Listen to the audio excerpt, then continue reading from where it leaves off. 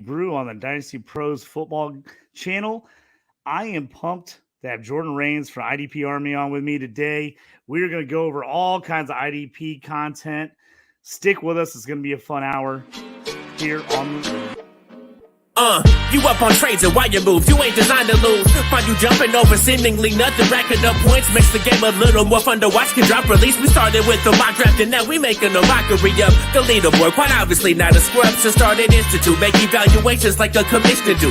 It's to the point your wife make you watch in a different room. Update your roster and pick and choose when you get some news. Not much that we enjoy more than sifting through through new statistics to make it to our end zones through different routes. Universities, institutes, down to homies who click in groups. I introduce you to the Stu and JT Brew.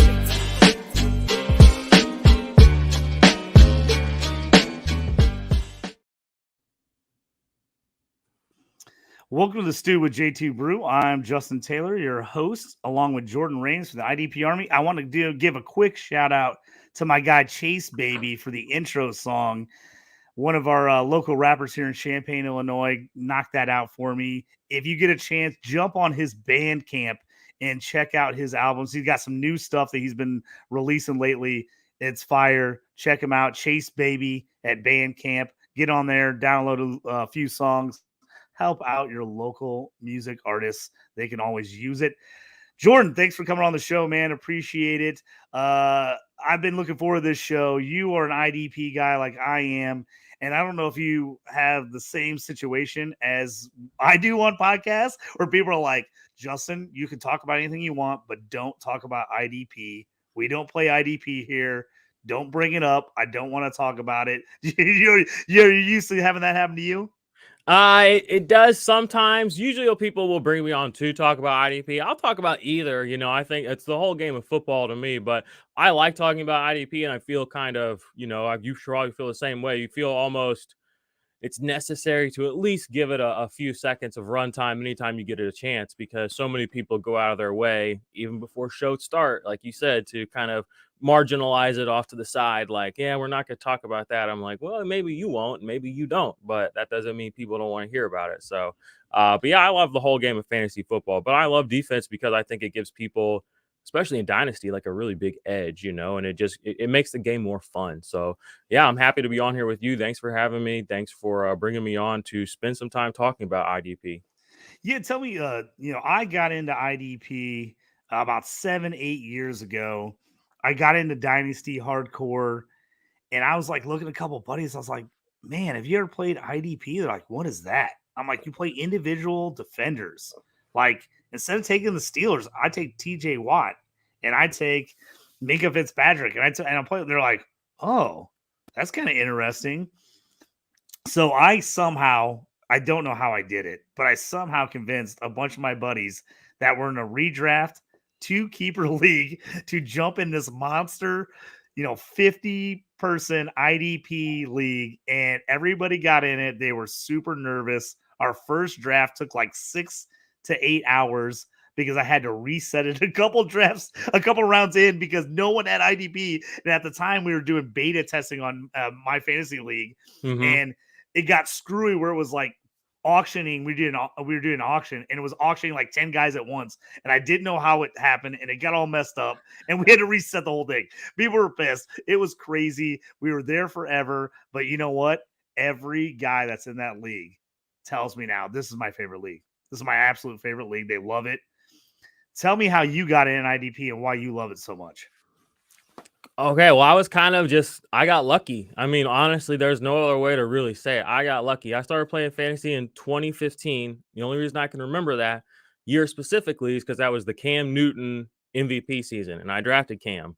So I remember that very specifically. I didn't start playing IDP until 2 seasons later. I had a buddy who does a show on our channel and on our podcast feed, the Offensive Points Guys.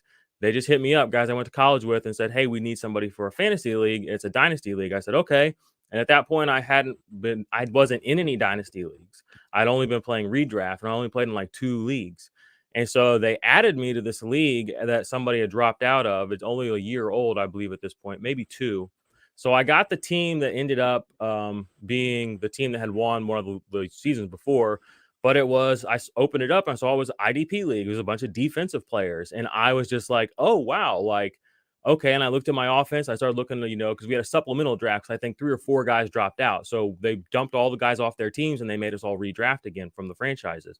So I started to do my due diligence and my research. And so I'm like, okay, like who are the available defensive players? So I had a pretty good grasp on offensive guys. I mean, there's only so many relevant running backs and wide receivers you can really sift through before you're wasting your own time. So I kind of already had a good grasp on that. And so I was like, okay, I need to learn about these defensive guys. So I started just clicking their profiles on Sleeper. Again, shout out Sleeper. And I was just like doing my research. And I was like, okay, so I think my first defensive player I drafted in there was either Telvin Coleman or it was Miles Jack. And I remember both of them were Jacksonville Jaguars at the time. The Jacksonville Jaguars team, I was a little bit in on. I liked Blake Bortles. I liked Allen Robinson. I liked Allen Hurns. Allen Hurns was one of my first guys I ever drafted, or I picked him up on waivers. He might be my first waiver pick ever in like 2015.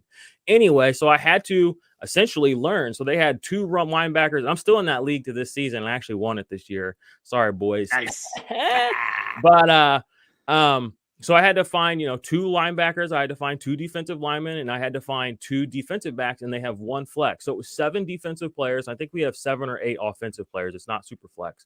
So I did my research, and I, got some guys on my team, and I started to just started to learn more. It's just like I just started to realize, like, oh, like that guy that's running over there, like he is a person, and he has a story, and he has a skill set, and in certain situations, the team is relying on him to do things. And my fantasy team is now doing that too. So as somebody who and part of my story too, is I didn't really watch football until 2015 when I started playing fantasy. So I didn't really engage with the game, AKA I wasn't really disengaging from defense as a person just playing offense and defense. I didn't have any bad football watching habits because I didn't know what I was watching. Like I literally would say, I'm not watching. I would say, I don't know what's happening. Like, I don't know who the running back is. I don't know who the fullback is. I don't know what the defense. I don't know. I didn't know anything. But when I came from a place like that where I didn't have anything where I held on to, it allowed me to just soak it all in. So I was 2 years into fantasy. I got in this IDP league and I was like, why? And I soaked it in. And I was like, why aren't people obsessed with this? Because we're obsessed with fantasy football. I mean, I listened to every single episode of the Fantasy Footballers from like episode 23, because that's when I found them, to like episode 1000. And like, nice. I listened to that, but at no point did they ever go further. You know what I mean?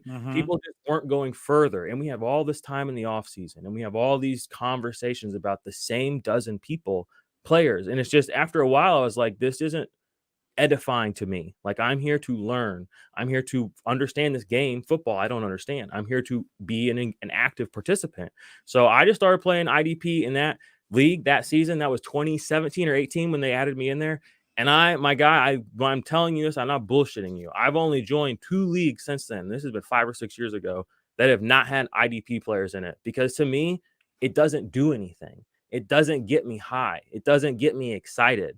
After 6 rounds of a draft, there's not much left for me to do. We can just put it on autopilot, and I trust the consensus at this point. You know what I mean? Because I've basically already got my guy. So when I realized that there was a whole other game, and not a whole other game, but there was a whole other level to this game that I was obsessing about and that nobody was really covering, I started covering it. I started asking questions. Why isn't IDP more popular? I don't get it. I just didn't get it. I'm like, we are rabid about this that's happening on the field, but this is happening on the exact same field. And it's like, you can't see it. It's like you got your Stevie Wonder glasses on and it's just like, oh, that play sucked. And it's like, were you watching the game? Like, were you here for this? But because you weren't emotionally tied or invested or financially tied or invested, you are selectively opting out. So I just started, I just went in and I just never looked back. I mean, that's the long and short of it. Man, that's an awesome story how you kind of got into it. Like I said, I'd been playing, keeper leagues, redraft leagues for years and years and years. And I'd run a couple leagues, commission leagues. And, I kind of got into, I was like, I'm tired of taking all these rookies and all these young players, and then I have to give them back when I was the guy that drafted them in round 17, and now they're going round 2 the next year, and I'm pissed about it. So my first kind of dive into this was I convinced my league that we got to do keepers, and we got to do keepers in the round you drafted them in. So I was like, if I took that dude in round 17, I should get him in round 17 next year. I don't care that he's going round 2. I was like, I was smart enough. And then I also kept him on my roster all year. So that was kind of my lead into Dynasty. And then I'm a guy that was like, oh, I want my guys. I love my guys. I want to take my guys. And so that led me into the Dynasty. I just kind of lucked out that the very, very first Dynasty league I was in, I convinced everybody to do IDP. Because I was like, hey, if we're going to go all out, we're going to keep everybody. We're going to do a huge roster. Why are we not doing a full IDP league?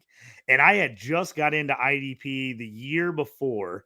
I had met somebody through Scott Fishbowl 9 that was like kind of in there, and they were like, hey, let's get in this league. It was an IDP league. And I was like, okay. And what sold me on IDP, and I always tell this story to people, they're like, why do you like IDP? What sold me officially on IDP was the dear Darius Leonard came out for the Colts, second round pick. Everybody's ignoring him. South Carolina State, little small school, nothing. How does this guy go in the second round? I take him in every IDP league I'm in with the very last pick of the draft. Oh, very last pick of the draft.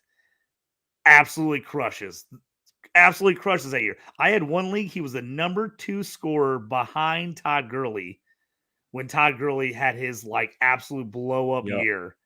And I'm telling people, they're like, oh, Todd Gurley, dude, I would have won this league if I had Todd Gurley. I'm like, I had Darius Leonard and I won the league. And people are like, what?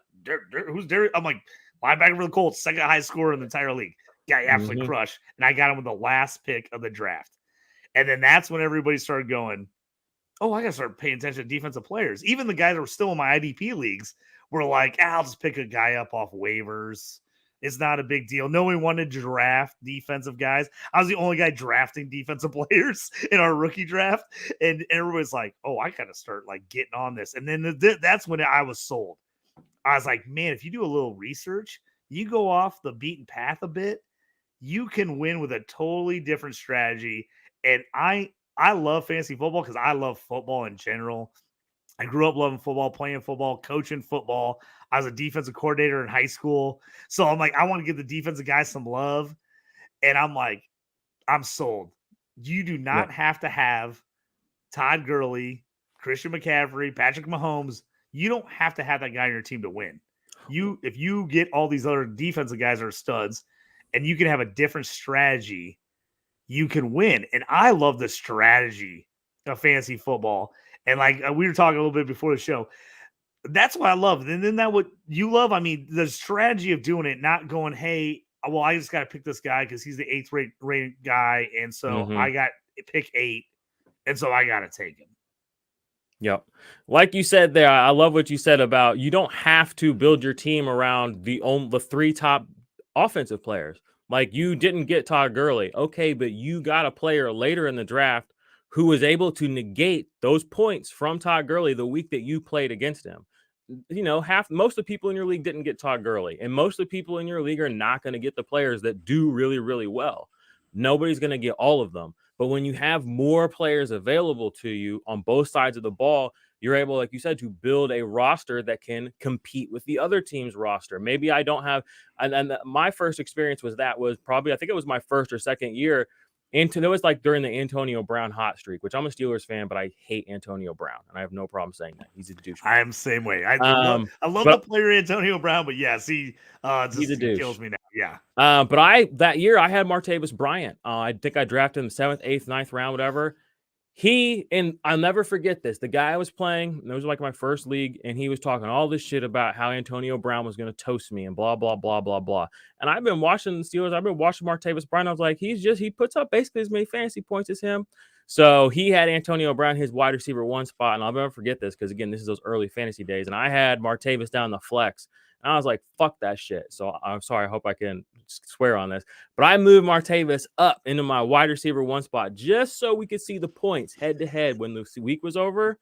Martavis Bryant outscored Antonio Brown that week. And I just remember the feeling of like this game is more than what these guys that are playing it think it is. Like they think they won because they had Antonio Brown. Mm-hmm. Antonio Brown is just a vehicle to get you some points, my guy. And the guy I had, who you think, and maybe he was not as good as Antonio Brown, relative goodness is irrelevant in fantasy. All that matters is how many yards, catches, touchdowns he had that week. And when it went head to head that week, I won with a guy who was less than somebody else's guy. And so that, like you said, right there made me realize, like, okay, like there are exploitable edges in this game because so many people are just playing it in a different mindset. You know, they don't, I don't think, sometimes I think people forget, like the goal is to win. You know what I mean? Like it's not to have a good looking team. It's not to, you know, chase a dopamine hit necessarily, kind of is, but it's to win, you know? And and I just remember that so vividly and just being like, okay, like in this game that so many people do and love, there's still so many people that don't fundamentally get what's kind of happening here and are just sort of locked into these takes or ideas or concepts of what is right or what is wrong. And if I can, and I'm fine being a fool, you know, if that's what the world needs for a moment. But if my foolishness, you know, means that I'm wise down the road, you know what I mean? I'm willing to take that hit now. And it's served me well in the fantasy football arena. And I was made a fool by, you know, adopting some of the more prominent strategies, you know. And I learned, okay, it's better to be a little bit ahead of the curve, even if it doesn't garner you the respect that you think that you deserve. Those titles do all the talking for me. Well, and you may bring a good point. I'm going to bring up a slight story that kind of goes along with that. I don't know if you ever played in a Yahoo league. Not nothing against Yahoo, but I've never been a huge Yahoo league fan. But I was in a league, Yahoo league, and you know, they used to always do the grades after the draft. And you know, everybody be like, "Well, I basically won this league. I got an A." I'm like, "Well, we got to play the football season." And I'm laughing because when you brought up Cam Newton, I waited on QB, took Cam Newton his NFL MVP year. I took him late. I just piled up. I think my first 3 picks were wide receivers. When, of course, this was back in the day when you had to take all running backs. I took all wide receivers instead. Then I took running backs. Then I took Cam Newton in like the 8th or 9th round. And people were just like, "You're an idiot." I think I got a C or a C plus. Yeah. From Yahoo. And they were just like, "Oh, you look real weak at running You're back. a moron. Your quarterback. I mean, Cam Newton." Bleh. I just hated it. And then I win the league. I mean, going away, I win the league. And I'm like, yeah. I was like, how's about that C plus? It wasn't even hard. Yeah.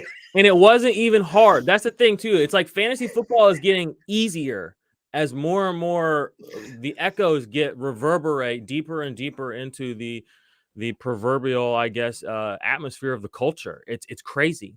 You know what I mean? Like now people got burned so bad on Lamar that now even when he's trending down, they can't stop drafting him in the 3rd round. Part of the reason he helped people win back in the day when he actually did that was because you got him in the 8th, 9th, 10th, 11th round. And on top of that, he had the best season of his career. So now you're going to draft him 7, 8, 9 rounds sooner. And he's already got his best days in the rearview mirror. That doesn't make sense. Okay. It doesn't make sense. Now, and if your league mates want to do that, and you just, it's an edge. It's like, okay, well, I'll just reverberate to what we used to say: late round tight end, late round quarterback, because nobody's doing that now, which means it's falling. Oh, and by the way, like the late round quarterback model was designed around finding running quarterbacks. And it's funny now that we know that now the late round model is about finding passing quarterbacks. Like the whole cornerstone strategy of what we do when I started playing, that was the absolute truth and was right, is now wrong. You know what I mean? So what does that mean? It means things move, things shift. There's waves. There's different ways to take advantage of things. So I you know, offensively, that's a few examples, but we have some defensive examples of kind of those narratives that people can exploit too. We were talking about before we came on.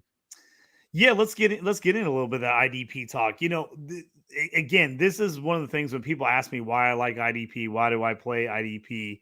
You know, I think the biggest reason people don't play is people say, "Well, I don't know anything about defense. I don't know anything about those players. I'm like, don't you watch football? I mean, I understand maybe you could make an excuse maybe 5, 6, 7, 8 years ago, but there's all kinds of content out there. IDP Army, Dynasty Pros. We have rankings out there. We have all kinds of shows, with IDP in mind to tell you like how to kind of look at that strategy. And the reason I love IDP, like I said, not only just because I like individual defensive players, I like those players, and I think they should get credit for being the player that they are, and you should get credit for having that stud on your team, not just the entire defense. But I just love that you can go a totally different route, a totally different strategy, and you can still win. It doesn't come down to I had the number 1 pick in my draft, and I got the best offensive players, so I'm going to win the league. Which even people still think that happens, and that doesn't happen 99% of the time. That still doesn't work. But like the fact that you can go in and you can take that defender around before everybody else does, or you can wait late and grab guys. We were just talking about beforehand. The team that won one of my IDP leagues last year, if you looked at that roster on paper, you are like, there's no way that team won. I mean, you're probably like, that team barely made the playoffs, but his IDP guys were through the roof. And the guy that had the best record that lost had an incredible offense, but not a very good defense. And it came down to the playoffs, and his defensive guys didn't score anything, and the other guys' defensive guys went off, and he won the league. And that's why I love IDP. It just blows out conventional strategy, just blows it out of the water, and gives all kinds of different builds and option. And I love that facet of it. Yeah. It's like, I always compare it to like chess or, poker. It's like playing chess with, without IDP. It's like you put a line down the middle of the board and you just scrape away half of the players. It doesn't make any sense. It's like playing poker with only, the hearts and the spades. It's like, sure, we can still have, 2 pairs. Like that can happen. But like nobody, like that's it. Like that's it. Nobody can trump that. But when you add more options, you give more outs. You have more draws, more plays. It allows your mind. It allows your ability to think and to be creative and strategize and enjoyment too, and engagement. It makes the whole game. It just adds another dimension to it that is weird. It's very odd to me that it's not. It's very odd to me that so many people are not like going out of their way to push it, because we know that the NFL is a multi-billion-dollar industry, and we know that fantasy sports is, I don't know if it's hit the billions yet, but it's millions of dollars. And that's just NFL, and there's only engaging and most of those people are only engaging with half of the available players to engage with. So when you start doing that, and even from a purely gross, disgusting, capitalistic standpoint, like there's money left on the table for everybody. So even and I'm more of a social person where it's just like, just do it because it's the right thing to do. Even from that point of view, I'm like, can't you bloodhounds for that dollar see that there's money just sitting here, and all you got to do is talk about it, and it'll go into your pocket if you choose to be the one to do that. But they just don't. I don't understand it. It's kind of weird at this point, but I really think that it can be circled back to feelings of insecurity. If you sit on a podcast, or you have a fantasy channel, or you work for Football Guys or DLF or Dynasty Nerds or the Ballers or wherever it is, and you're 6, 7, 8 years into your fantasy football NFL coverage career, and you can't name the second linebacker on the Browns, that's going to make you look bad. You know what I mean? Not even from a fantasy point of view, but just like, what's your research process look like? How do you actually, do you know what's going on this field? And it would put a lot of people at jeopardy to lose credibility. And that's honestly why I think a lot of people marginalize it, because there's no pressure to engage it. And there's no one's challenging them to really bring it forward. They can continue to not do it, not learn, not engage. And I think it's just a level of insecurity, because we can feel very comfortable in our takes on offensive players because everyone has the same offensive player takes, and we can just ride on the coattails of whoever did the research. There's not a lot of research happening on defense. So there's a lot more work to be done, and you got to put your yourself on the line, and there's not many people putting themselves on the line. So if it goes bad, there's no one to look at but you. And if it goes good, not many people are going to be out here cheering for you because, again, there's just not many people doing it. So it's just a very strange sort of phenomena within the fantasy sports and NFL subculture and media conglomerate to me. Yeah, I mean, I think you make really good points there because I feel like that every time I talk IDP with someone who's in a lot of leagues, have played forever, that seems to be the take without saying that's the take. They just wanted they don't want to admit they just don't know anything about defense and they don't want to have to pay attention to it. And so then that's their like, well, I don't want to play. Time out. I hate to interrupt you, but look, just go back. Anybody watching this, go back to the last 4 or 5 years. Aaron Donald. Why is his name constantly brought up by everybody? Because it's a safe oasis in the darkness of defense that they don't understand, that they can latch onto and say, here are some pressures, and it came from PFF, therefore I am credible. And just look at it. It's like they've disengaged from everything else, and they've held on to that. I think it's actually funny that he's kind of phasing out of the league because I'm curious to see. It's forcing people to realize like nobody's really actually engaging in defense. Like it's kind of crazy that nobody can really critically think about and produce meaningful commentary on. Like it's been so redundant and that's been so okay. Just it's just interesting. Just watch, pay attention, y'all. They're the reason his name has been invoked so heavily the last few years. You know what I mean? Yeah, it just actually reminds me of a tweet I saw this morning where someone put Jalen Petrie up in his picture on the fantasy site, and they're like, this guy was one of the top 10 fantasy scorers last year, and he still doesn't have his picture on the page. He still has a blank gray man screen. He's like, really? Like, we can't even get this guy's picture on the fantasy website? There's no pressure. The people pressuring him, I saw that tweet too. Oh, well, click his profile. Oh, he's only got 1,000 followers. There's no social pressure to listen to anything that person says.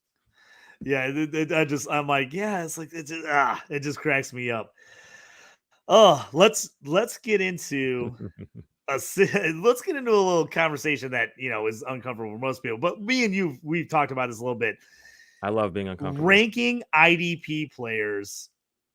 And again, because like you said, this goes right into what you just talked about. There's not that many people out there doing it.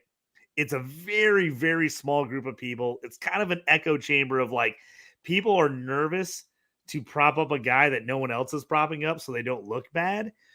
And so we get into these rankings. And part of the reason we talk about this, and I'll be blatantly honest with everybody, on DLF, I'm one of the IDP rankers on DLF. I'm new there. I'm one of the new guys doing IDP stuff. And the reason this conversation came up is because when I was doing my rankings, I'm going through and I'm looking at my leagues and I'm going, where do these guys score? Where did they score last year? And when I do my rankings, would I take this guy over that guy if I was drafting right now? That's how I look at my rankings. So if you go on a DLF and you look at Justin T's rankings, that's how I rank my guys.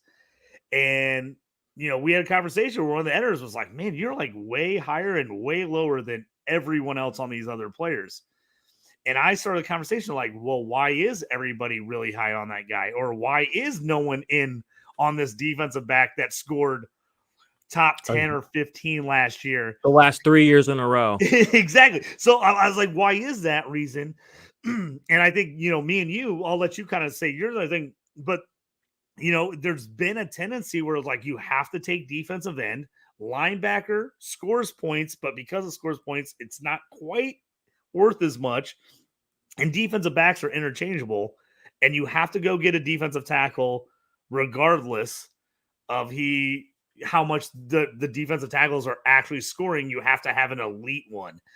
Tell me why because me and you, I think, are on the same page on this. Tell me why you do not agree with that strategy or those rankings at all. The reality is I don't trust the 90% of the guys that do what you and I do, talk about IDP. I mean, that's just a flat out truth because I do my own research and my own rankings and my own studies, and look at the data, and I'll find things that blatantly contradict what these guys say, and I'll present it to them in an argument, and they just don't listen. They don't care. because they'd never really been challenged to produce anything but proof that what they're kind of saying is true. I don't understand it at all. Again, it's psychological. You know what I mean? It's not based or rooted in any real reality on the numbers that we have. We have so many years of data to kind of like show that some of these concepts are antiquated and they don't really work. I'm gonna give you a perfect example similar to yours. Like, I used to work at Dynasty Nerds, and this is a real thing that happened. I mean, I don't work there anymore, and this is part of the reason I left. I think I had Jonathan Abram ranked as like defensive back like 25 in Dynasty, and all the other guys there had him in their top 6 or 7, and I got in trouble because he wasn't high enough, and I was messing up their little Dynasty GM or whatever they were doing, and I was like, and they told me, you need to move him higher up, and I said, no, those guys need to critically think and move him down. And I was just like, I'm not doing that. Like, I don't care that all these guys say that he's better than he is. I don't trust them. You know what I mean? Like, if that's where they landed, it looks like they landed there based on listening to each other and not doing any research. And the more and more I looked into the fantasy community, I saw that, or IDP community, I saw that happening with players like Abram. Saw that happening with players like Aaron Donald, where people were drafting him. I was in a league with Sigmund Bloom 3 or 4 years ago, but some other IDP people that were experts. And he took Aaron Donald in the first round of a both-sided draft. And I was like, that is fundamentally stupid. Like, it's not, I mean, that's wrong. And Aaron Donald had a terrible year. His team didn't do good. But like in the chat, the guys were like, oh, you know, what's a crazy good idea? Oh, trying to be different. Oh, blah, blah, justifying it. And I was like, it's like the tale of the emperor's new clothes. I was like, no, that was a bad pick. And the fact that that somebody in a place of authority is going to do that, and then we're going to admonish that, is not good. Like, why can't we just say that? But it's just tough, you know, whenever you're the only person that will call a spade a spade. But I'm going to keep calling a spade, you know, and because I want people to play IDP fantasy, because what happens when things like that happen is people do play IDP and they do these things they see these guys doing, and they lose and they don't have fun. They draft all these late round, you know, super late round sleeper guys that don't do shit. They're players they've never heard of. Draft TJ Watt. Get the extra 0.1 point per snap. It's worth it. You know what I mean? It is. It just is. And you know, it's just wild that the amount of research and the amount of poorly presented, poorly researched content on the defensive side of the ball in places of authority within the fantasy community is just accepted. So that's why I moved away. You know, I stepped outside of the fantasy football industrial media complex. And I said, I'm going to make my own podcast. I'm going to do my own YouTube channel, and I'm going to help people win. And that's what I've been doing. And a lot of people we beat are the people that be paying $50, $60, $70, $80 a year to get dog shit. Yeah, I feel like IDP right now, and this is why I think people don't trust it and don't want to get in it, because it's a lot of name recognition. Like you're saying, it's a lot of name recognition, like an Aaron Donald, where, yes, he's a great player. He's had some awesome years. If your league plays defensive tackles, like, yeah, he's going to give you advantage of defensive tackle, but not a big enough advantage to take him first round, you know? And so, and I think, you know, sometimes I go back and I look at these rankings and I'm like, why is this guy ranked, you know, top 10? Why is he top 15? And you look at his stats, you're like, has he ever finished top 15? Has he ever finished top 20? And you're like, he actually has it, but people like his name. And he gets talked about on ESPN. Go look at Fred Warner, y'all. Go look at Fred Warner, y'all. That dude never had a top 12 season in his life in fantasy football, ever. He's been in the league, what, 6-7 years? And I bet you every person not named me, and probably you, got him in their top 12 in Dynasty. And I might have floated him up to 12 in the offseason this year, just when I was like a little unsure of some guys. But if you do the research, which I've done, I've got tweets up on it too. He's never finished as a top 12 player, but he's been consistently ranked by people who claim to know what they're doing in the top 12. So again, as somebody, a consumer that comes in and you draft Aaron Donald early because everybody loves him, and you draft Fred Warner early, and then you get guys that are DL2s and linebacker 2s, and you were told they were 1s, that's not gonna, you can't process that. You can't strategize around that. You've just been given poor information, presented poorly. You feel stupid. You don't feel equipped to win or engage, so you leave. And it's just a poor stewardship of the format, honestly, recently. But like you said, it's just, you can win. Do your research, and you see these things, and you're like, oh, all right, bet. Yeah, and I just looked at my rankings to see where I had Warner. I got him at 18 right now, and it took me. I actually just moved him in the top 20 recently, and I was like, yeah, I felt like that was like a little high. Now, do I Yeah. like him as a player? Do I think he's good? Yes, but fantasy purpose again. That's why I think the issue is like people don't trust the rankings because they're like, do you like that guy, or like where's his fantasy production been, and are you going to take that guy over this guy? And that's why I look at it, I think maybe differently than some other people will rank.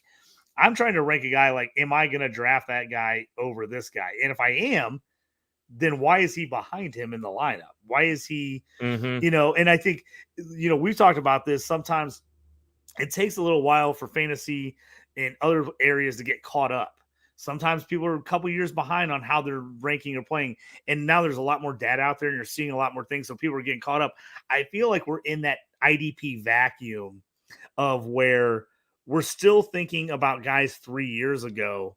And when he put up that 16 sack season in 2019, 2020, and we're still ranking guys on that as opposed to going, well, he's been hurt for 2 straight years. He hasn't put up a double-digit sack season in 4 seasons. Why is that guy still top 30? Yeah. It's so I think, and then it's psychological. And then, like you said, yeah, and then you're like, yeah, it is. It's like that, and then you go, well, now people don't trust your rankings because you're like, well, that guy sucked. You told me to take him, and then again, and if I'm getting these rankings that are bad, and now I don't trust from the moral or authority within the fantasy space, whatever shield you may be representing or ranking for, whoever this person is that puts out this trash. Then you just look at IDP in general and say, oh, that they don't have their shit figured out. And they're right. It is unfortunate that so many people just choose to just continue to be okay with the status quo not being okay. So what are you going to do? It's like, so we obviously, as we're talking here, we obviously have some work to do on the IDP side of things. And that's why me and you keep pushing it so hard. Yeah, I think on Twitter and other spaces, because we want people to like IDP and we want it to feel like it's not so scary. But and that's why we're bringing up these issues that I think are legit issues for people that want to get an IDP and things we got to work as a community to fix. Exactly. So that it feels, easier for people to get into and a little bit more friendly on that side of things, which I think is key. But again, it's fantasy football, and you never know what guy's going to get hurt. Guys have good seasons, they have bad seasons. For some reason, it's allowed in offense, but it's not allowed on the defensive side.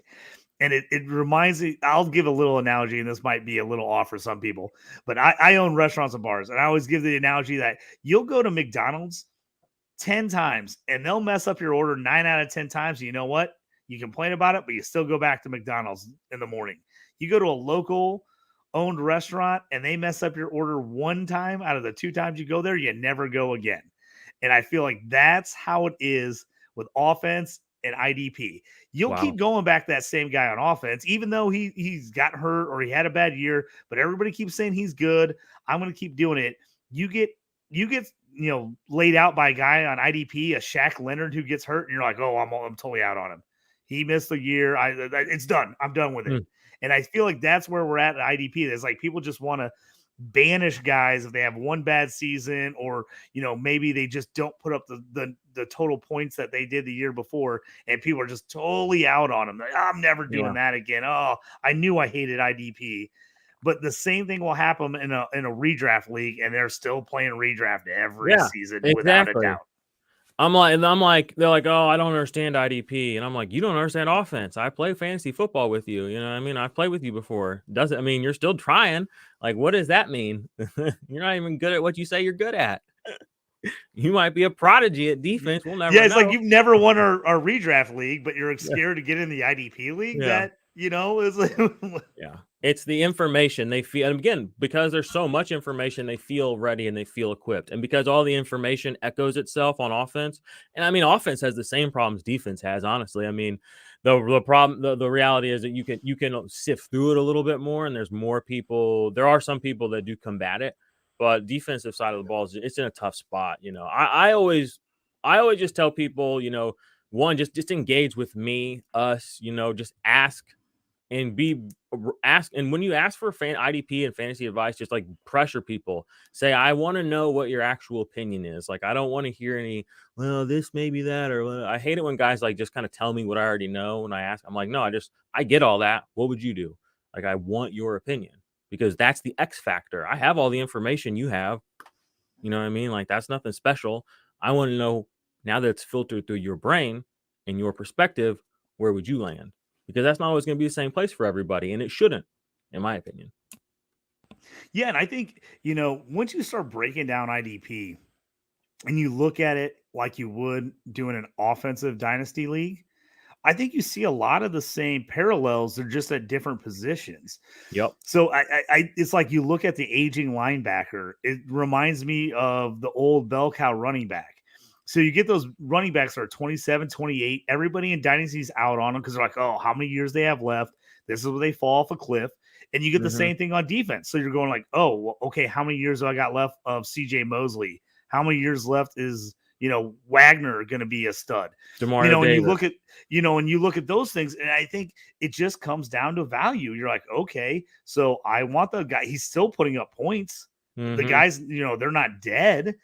But it's like, you're like, oh, do I want to draft them really early in a startup because they are 31 or 32? Probably not. But can I get him like mid to late rounds and that guy win my league for me? Absolutely. And I think it's the same thing. You just got to make the parallels. Can I get that running back? Can I get a James Conner in the 8th or 10th round because people are out on the Cardinals and they think he's kind of getting old but is he a guy that ends up winning your league for you? Possibly, because you got him at great value late. And I think that's how IDP can work in a lot of situations, because it's the same thing. Everybody wants a young new rookie. Everybody wants Micah Parsons. Did Michael Parsons finish top 30 last year? Depending on your league, he wasn't that high. I'm looking at one of my leagues right now. He finished 28th. He finished 0.1 point behind Cody Barton. And I can guarantee you a lot of people didn't have Cody Barton, aren't high on Cody Barton this year. Yeah. I saw somebody drop him in a league. And I'm like, you just dropped Cody Barton? What are you doing? Because the name brand isn't attached to him. You're right. Exactly. But the points are still there.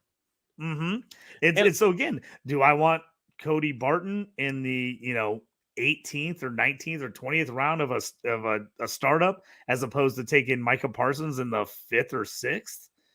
It just depends on your strategy. I mean, it's not that I hate Micah Parsons. I think he's a really talented football player. But again, it comes down to fantasy. You're trying to win. Again, it's like taking a QB on a bad team. Is he winning real life games?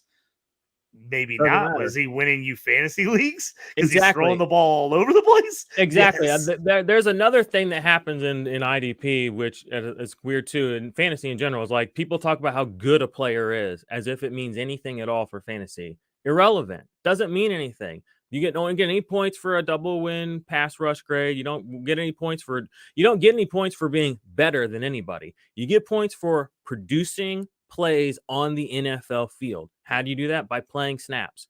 It's a numbers game, okay? So it's like when we're drafting, it's funny to me, like you draft a DL1. The next player that you draft at DL is probably going to be in a DL2, DL3 range. Like you just have to remember, like you're building a team. So get a strong 1, get a strong 2, maybe somebody with upside for your 3. No, you can't. It's infeasible to just get a super powered person at every single position. But so many people want to do that, and like, well, like, oh, I want to win this team with 2 linebacker 1s or whatever. It's like you need 1, you need a 2. Like Fred Warner should be drafted and he should be on every fantasy team. He's great as a linebacker 2. And like understanding that instead of having him in your linebacker 1 spot and then the guy you draft as your linebacker 2 is actually a 3. That's kind of where the fundamentals go. It's like you said, nobody's going to win you every single week, but an old running back, I mean, if you play him 2 or 3 weeks of the season and you win, he helped you win. Those were points you didn't have. Oh, you can just get those points on the waiver. I mean, yeah, there's millions of players on the waiver. How do you know before the week goes who's going to score? You never know. Those all the players we expect to score are on teams already. You know what I mean? So it's like it does matter building your defensive team. That's why I'm actually, one of my big things is I hear a lot of guys say they punt defense, and I think that's the worst thing you can do, because what ends up happening is what the good players that get taken by sharps, then the names that are also good players, they're gone. So now here you are, unaware, you haven't done your research, and now you're trying to snipe, who's going to maybe be a 1 or a 2, and the 1s and 2s are gone and you're completely incapable. But Joe Blow down the street said, well, I'll just stream every position and I'll just punt defense. I can get a line. I'll just draft Cody Barton late. What happens when the guy right in front of you takes Cody Barton in the 18th round? I mean, your whole strategy goes out the window. You know what I mean? You can't count on those things. You have to build a fantasy football team. So, at a certain point in every draft, you have to say, okay, is it worth having a 4th wide receiver on my team, DeAndre Hopkins? Or maybe should I add a linebacker 1 at this point? A guy who's going to be in my lineup, hopefully 16 weeks of the season, and hopefully put up meaningful production.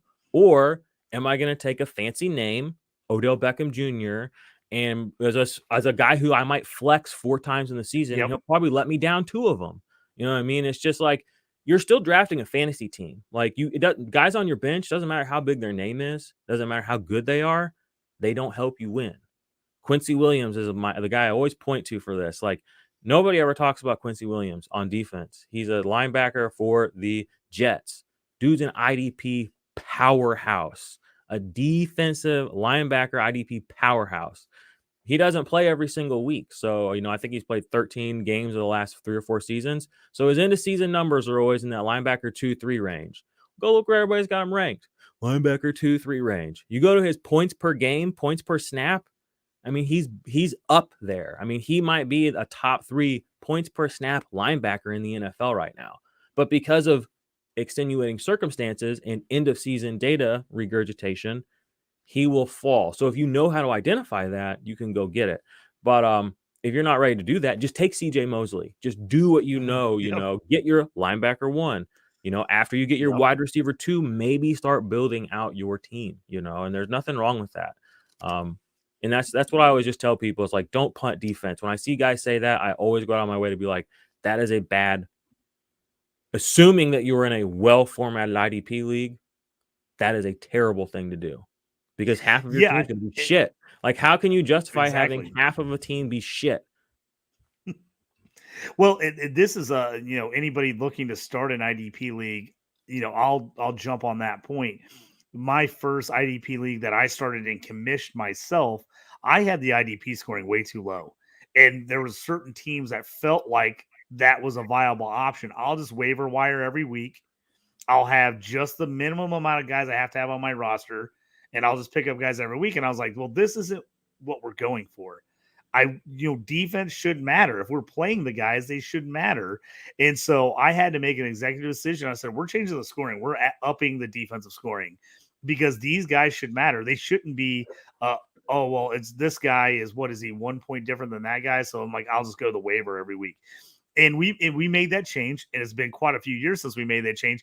And I've seen the teams that keep winning have adjusted to that strategy, going, oh, I need to start drafting rookies in like the 3rd or 4th round of our rookie draft, as opposed to not drafting any and just getting guys on the waiver in the offseason. And those teams are winning. And the teams that haven't adapted, that were the waiver wire teams, they're like, well, I don't like the scoring. This is why do we do this? Defense counts too much. I'm like, we're in an IDP league. They should count. Like, what are you talking about? If it doesn't count, my team sucks. I'll translate. Yeah, my team sucks. I've ignored defense for 4 straight years, and now I'm mad that defense counts and I can't win because my defense sucks. So it's like, but perfect. Exactly. Also, to piggyback on what you said, is I co-own a lot of teams with like friends and people. I'm in so many leagues. I like having a co-owner. I just like the interaction of like talking about our strategy. But I'll have to remind them. I'm like, hey, that like 4th wide receiver on our team, that's a basically a flex, why are we not going DN or linebacker before that guy? Like that, this guy we're going to play every week. That guy is a flex play for us, and he's the last offensive starter we're probably starting. So if he scores 10 points, we'll be happy with it because he's our last guy. We need this defensive player that's going to score 15, 18, have a shot to have huge weeks and score 25, 30 and win us a week. And it's like getting that mindset out to people is hard. It is. It's hard to go, well, that linebacker 2 is way more important than my wide receiver 4. And it's so tough because we're not even just telling this to people. What we're saying is going to contradict things that whoever's listening to this, have probably heard from people at places like DFF or PFF, at, Football Guys, at DLF, at Dinosaurs. These are things that people that you may have heard. These are direct contradictions to what you may think is right. But just trust us when we say that, that this is what you should probably be trying to adapt to. These sort of, I don't even know what the right word is, these just prefab boxed answers. If you go back and look at some of these fantasy IDP analysts, they've been saying the exact same stuff for like 7, 8, 9 years. Like fantasy football now, today, is not what it was 5 years ago. The game adjusts. In DFS, in redraft, anywhere. The only thing that remains unchanged in fantasy football is the ballers. Love them to death. They're the only constant because the game is moving. The game is swirling. The game is expanding. The game is iterating, and IDP, for whatever reason, seems to be left just these conversations that can't get over itself because of the certain people that have been put in certain places that, basically just keep it where it's at. And it's unfortunate. But as more people like us put out good content, good strategy, and we, people see our guys winning. That's one thing I love is the guys in my leagues, they'll be like, oh, guys in my league, we're talking shit, on our Discord. And they'll be like, but I won this league. And they're like asking me where I get my info. And I'm telling them you. And I'm like, yeah, that's what's going to be the difference maker is as more people who listen to us win these leagues, they're going to start realizing that, you have to get that information and those strategies that actually make a difference. And sometimes you don't know something's not going to work till you try it and it doesn't work. That's, I've had plenty of drafts where, the best strategy I ever thought, all high and mighty, it just goes to shit, and that helped me adjust. I don't keep saying that strategy works now, I agree with you. And you got to be able to adjust. You got to be able to try some different things sometimes. Sometimes you got to try to be ahead of the curve. And sometimes when you're ahead of the curve, it blows up in your face sometimes. But you got to be, that one didn't work. And they'll be like, my bad. I thought I tried it. I looked at it. I thought it was going to work. It didn't work. Something else I want to talk to as we're getting late in the show here. I just want to bring up for those IDP people, what do you think? MLF finally went in and adjusted defensive positions. People been, some of the old school guys in IDP have really pushed, as the league has changed and so many more teams as an old school Steelers guy like you are, like I am, where you have that 3-4 defense where your outside linebacker is basically a rush end in a lot of circumstances. They've gone in and made some adjustments to that where a guy like TJ Watt used to be a linebacker is now considered a defensive end in that format. I just kind of want to get I've really pushed for this edge. I'm jumped on board because I'm like, hey, an outside linebacker and a 3-4 and a defensive end and a 4-3 is basically the same guy. So they should be playing the same position. I love that they finally have made a move to this. I was actually trying to push it in a bunch of my IDP leagues. Like we should create an edge position for this reason. I had tons of fight back. People did not want to do it in my leagues. And I don't know. I think it was just they weren't sure. They don't even know why. They didn't know why. They're like, oh, I don't understand. But they made that change. What do you think about the change? I'm actually for it. I want to see what you think about the adjustments there. I don't have a real take, honestly. My take is if we want people to play IDP, we have to make it palatable. The most palatable way for an idiot like me to understand defense, again, I didn't understand football.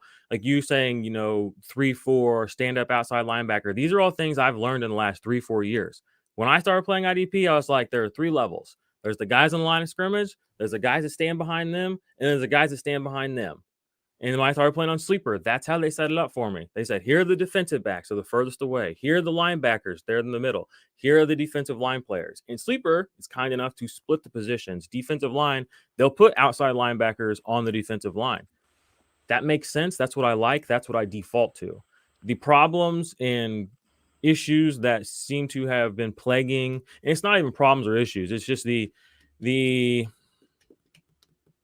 I don't even know what the right word is. The hesitancy of MFL to make a stand, like to actually say, I have no interest in making fantasy football as closely related to football on the field. That's a fun thing to say. Let's set up a little nonprofit organization. Let's do a little whatever. We can do that. But if we want fantasy football to continue to grow, we have to create a product that the people want and that the people like. You know what I mean? And it's taken years for them to finally make this edge thing happen, but it's been being pushed and talked about for years. So it's just slow going for me. And the reality is I have played in one league on MFL, and that's because my homie Gary Davenport, who is the dude who runs all that stuff over there, invited me to it. I don't like MFL. I don't have like real qualms with them, but it's like I don't play fantasy football on my laptop. Okay. Like I don't do that. I don't interface, and I don't care how customizable it is. I don't care. I want to play in a structured fantasy football league that makes sense. You know what I mean? I have no interest in all this other stuff that seems to be whatever the whole subculture of MFL is. And that's just is what it is. If you want to play there and you want to do that shit, that's fine.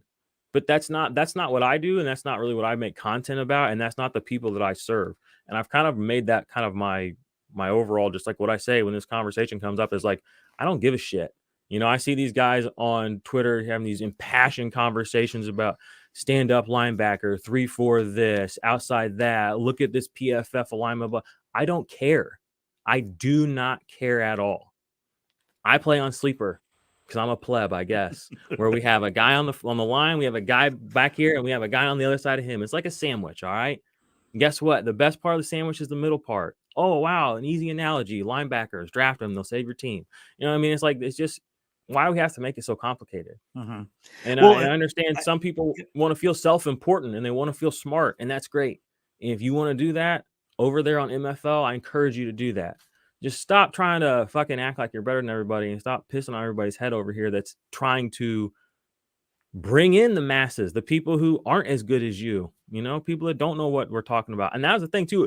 It would have been very easy for me to be alienated by the IDP community if I wasn't the person I kind of am, because, you know, they're not overly helpful. You know, they aren't overly instructive. It's just kind of like, well, do whatever you want, you know, just have fun. And I'm like, I'm not trying to have fun. I'm trying to win. Like, how do I win? Do you guys know how to win? Nobody here knows how to win. Okay, then I guess I got to start doing this. So, well, Gary Davenport, like you brought up, he was the guy that really pushed for this. I actually like it for the fact that I just think it is more user friendly for people trying to get into IDP. Overdue. And that's what I like. I mean, you go to my thing is like when you go to the NFL draft, you're watching the NFL draft, and you're seeing guys listed as edge. Like that's their listing when they're getting drafted. I'm like, we're drafting a position that's called edge, basically. Why is IDP not caught up to that? Why are you not going like, okay, this guy's an edge guy? However you want to designate him in another way. So I love the Sleeper on the other side for anybody who doesn't know or isn't IDP into that stuff. Sleeper's now made it like a D-line / linebacker position where you can play a guy like a TJ Watt or a Joey Bosa. You can play that guy on D-line or linebacker. You know, you can do either, which I like. And like I said, for me, anything that makes it easier for people and makes it where people want to get involved more is great. You know, I'm an old school football coach, so I remember like I'm technical, but a lot of people aren't. And I can remember that a lot of people are like you said, like I don't give a crap if the guy's in a 3-4 or a 4-3. I don't care. I don't care what that is. And my biggest complaint, you know, just to get technical about it, my biggest complaint was I hated when a guy went from defensive end to outside linebacker just because they got a different defensive coordinator. Because then I'm like, oh, well, my team, I had 8 DNs last year and Yep. 5 linebackers. Now I have 12 linebackers and 4 defensive ends. And I'm like, what the hell? Now I got to go get all these other. So that was my biggest thing about it was I was like, the guy's position shouldn't change just because I got a defensive coordinator and a scheme changed. So that's why I like it. That's my reasoning for I like it. If I kind of went on a rant there, but I mean, like overall, I think it's a huge net positive, you know. But again, why are they doing that? They're only doing that because the pressure's been applied. Sleeper 3 or 4 years ago, everybody was on that guy's post the other day on Twitter, I'm sure you saw, that was dunking on Sleeper. 3 years ago, it was the opposite. People hated Sleeper. I know that for a fact. You probably do too. Everybody was all over MFLs. You know what? But now the pressure has changed. Like now more people are playing Dynasty on Sleeper. It's the number 1 Dynasty platform. So how are they setting things up? 1, 2, 3 levels on defense. Last year, who felt the pressure coming? ESPN. You know, they made the edge position. They listened. So guess what? Now the pressure has finally pushed its way down into the MFL sphere where it's been bubbling this whole time, basically. And they've kind of made that move. It's a little too late. You know what I mean? It's good. It's right. I think the consistency that it's going to give people from MFL, ESPN, and Sleeper is what we want. You know, you shouldn't have, if you go onto those on any offensive player, they're the same position. They do the same thing. It's not fair. And it doesn't make sense that that's not true on defense. And it makes it so hard to kind of explain and articulate and create content and strategy around these players that we're talking about in these positions because they're not respected. You know what I mean? Like people, the fact that people be so willy-nilly and feel they can change this and that just tells you that they don't respect the game of IDP itself. You know what I mean? And again, like I said, I'm more of I always call myself like a bit of like a social anarchist because it's like I feel like sometimes it needs to happen. You know, you got to tear down the establishment to kind of push forward the right things, you know, and it is what it is. Yeah. And I just have gotten on Sleeper with some IDP leagues recently. Before that, all my IDP leagues were on MFL, but I feel like Sleeper's made huge ends on the IDP side, and they've listened to people who complained saying like, hey, why don't you split these positions up? Why don't you do this? And they've actually, you know, really been, I thought, really good about listening to changes and making changes in a fairly quick manner, which I understand the complaints about MFL sometimes where it's like they just are so slow to make any kind of change whatsoever to anything. So it is tough. And like I said, you know, for people these days, again, you and me, if you don't sit in front of a computer all day, it's hard to be on MFL because you got to get online. You got to know what stuff is not updated very well. The app doesn't work great. The app now is way better than it was 2 years ago, but it's still not great. Where, you know, I don't know how you are. All the guys in my leagues are like, I'm never in front of a computer, man. I need to be able to get in, change my lineup, do it easy, make a trade quick. And that's where Sleeper, I think, has really taken over the market is because it's so user friendly. It's on your phone. It's consumer first. Yep. And MFL is not truly consumer first. They kind of are, but the consumers that they're servicing are not the ones who are growing this industry. So that's why they're kind of where they are. You know, and anytime innovation gets in there, I'll be the first to say, man, I was an ESPN guy. Die hard for years. I had every league I ran, commish was on ESPN, and it took a lot of talking my league mates into moving these leagues to Sleeper. And I'm telling you what, when I moved them, I didn't have one person complain about it once we moved. Nope. They bitched and moaned, but once it got moved, they're like, oh, you're right. This is a lot easier. Oh, this is user friendly. Oh, like I'm not getting updates on my phone that are like 5 days old from ESPN that aren't up to date. And I was like, guys, I was the biggest ESPN stan of all time forever. I mean, anyone knows me. I grew up wanting to be on Sports Center, wanting to work for ESPN. So, I mean, I was like, oh, ESPN. I'm like, but I'm like, guys, like these are better leagues. They're, you know, they're user friendly. And then in every league I moved, people were like, "You are right. You can mock draft. I can check the scoring easily. I can look at past leagues. I can easily check stuff that Everything. isn't easable." And the biggest thing, if you're a commissioner, this was always my biggest complaint with ESPN. I could not do 98% of the commissioner stuff unless I was on a laptop. Like Yep. literally, if I went to the commission button on the app, it would not let me do anything but invite people or delete people. I couldn't do anything else.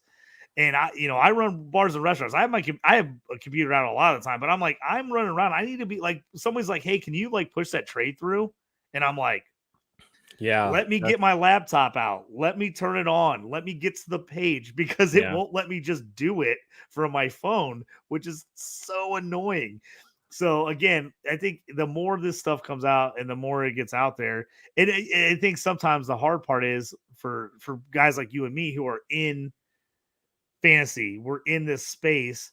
We forget about some of the guys who aren't really into it huge. They're Mhm. only in one league, one home league, or two or three leagues, and they're not part of this conversation. They don't see this stuff. I mean, Yeah. I remember bringing up sleeper to people, thinking like, "Oh, you guys know what sleeper are?" They're like, "What are you talking about?" Yeah. Yeah. And, You're and I right. was like, "Oh, I forgot you guys are like literally in this league. You Yeah. don't You're play in any literally in league this but this one league." fantasy league. So they're like, "What are you even talking about?" I'm Yeah. like, "Dude, aren't you You on can play. Twitter talking about sleeper and MFL?" They're like, "What are you even talking about?" Yeah. They're like, "I've never played on any league that's not Yahoo or ESPN." NFL. They're like, "I didn't even NFL.com. know there were other like fantasy sites." Yep. Like, no freaking clue. So again, it's like sometimes I have to bring myself back to earth and be like, oh, "Okay, I'm a little out there compared to Yeah, most we're people as we're far as we're this we're stuff on the is." cutting edge of the fantasy platform and playing industry edge, I guess is what you would say. I will try to wrap things up here as I see we're past the hour mark, and I told you we'd try to keep it at an hour. I know we're getting crazy talk here. Give me kind of your final thoughts, IDP, why people should give it a shot, and also let them know kind of where they can find you if you're thinking about IDP, trying to get some resources. Let them know where they can either look you up on Twitter, where they can find you on YouTube, all that other stuff. Yeah, well, I know after you all sat through an hour of that really great sales pitch to play IDP, you're all probably chomping at the bit to join as many IDP leagues as you can because they sound wonderful. But they really are, okay? We're just frustrated, grumpy old men, I guess you could say. And we're trying to make a change, but it's what you already do. If you play fantasy football, it's literally what you already do, except now instead of actively disengaging from half of the players on the field on every single snap, you're given the opportunity to enjoy them all and engage with them all and draft some of those players and add it to the thing that you're already doing, fantasy football. So I mean, like that to me, that's the ultimate sales pitch is if you love fantasy football, there isn't a world where you don't like IDP if you play it properly. So every time I see somebody dog IDP, I'm like, I wish I'd have got here sooner because they probably got stuck in some little tackle only fantasy pros lineup scoring thing. And they probably played with two IDP players and they're probably never going to go back because it was a nightmare. And that sounds like a nightmare, and why is that? Because some people who may or may not remain nameless choose to perpetuate this idea that you can just do whatever you want on defense and just have fun. And that's the ultimate goal is just to everybody just do it. No, create structure, teach people how to win, strategize, and research these players, understand what they're seeing, and they're going to have more fun engaging in what they're already doing. And I love helping people get there. So nobody helped me really get here, which kind of sucks, but I'm having a lot of fun helping people get there. So come play IDP, y'all. And you can find us. We're on YouTube. We're on podcast. Just search the IDP Army or Offensive Points or Dynasty Defenders. Any of those three keywords, you'll be able to find us. Yeah, I appreciate Jordan. Thanks for coming on, man. It was a great conversation. IDP, like I said, check him out on IDP Army, all that stuff. You can search it up. Also, dynastyprosfootball.com. We've got all kinds of IDP info. Bob, our head guy, Bob Miller, runs an IDP show. You can jump on there and check him out. You can find me on Twitter at JT Orange. I will answer your IDP questions, as I know Jordan will. You jump on there and ask him anything about that. I play everything, like I tell people all the time. So not just IDP, though I love it. I play in every type of league. So check me out there. Check out any of my IDP articles and rankings on the DLF. And just, I appreciate you coming on, man. I love to have I don't know that many guys that play IDP, so I always love having IDP conversations. Yeah, I think, I would love to come back on and do another show where we dive a little bit more into the quantitative analysis of IDP. We kind of talked about the overall sort of IDP qualitative stuff, like the scene, the culture of it, kind of the nature of the game itself and kind of what's going on over there. But I would love to come back on, if you'll have me, and maybe break down some of the plays, the tackles, the sacks, some of the pass deflections, kind of what teams or what positions to look for certain plays that can maybe give you an edge over other people, etc. Well, I would be happy to come back and do that if you would have me. Absolutely. I think that'd be a great show for people, kind of now that we've kind of set the base for what to look for in IDP, like going through and seeing like kind of the guys we look for, how we pick players. I always talk about scoring, because that's the biggest thing that throws people off in IDP is there's no set scoring system. So a lot of times people are scared by that. But I always talk about there's not really a set scoring and offensive side. I mean, every league I'm in has a different scoring system. So just because the scoring's a little different doesn't mean you shouldn't get in there and try it out. And I love the fact that every scoring system's a little bit different. It changes strategy, does all that. But yeah, I'd love to have you back on. We can kind of talk more individual players, those types of things, what we're looking for. I think that'd be great as we get closer to the season, and especially, anybody who's, starting it up, getting in their first IDP, or even if you're in an IDP league, let's look at guys you're trying to trade for, maybe guys you make a move, all that kind of good moves. I love that idea. Yeah, would love to. Thanks for having me, man. Appreciate it. Yeah, absolutely. Hey, everybody, thanks for joining us here on The Stew with JT Brew. I'm JT. Thanks, Jordan, again, for coming on with us.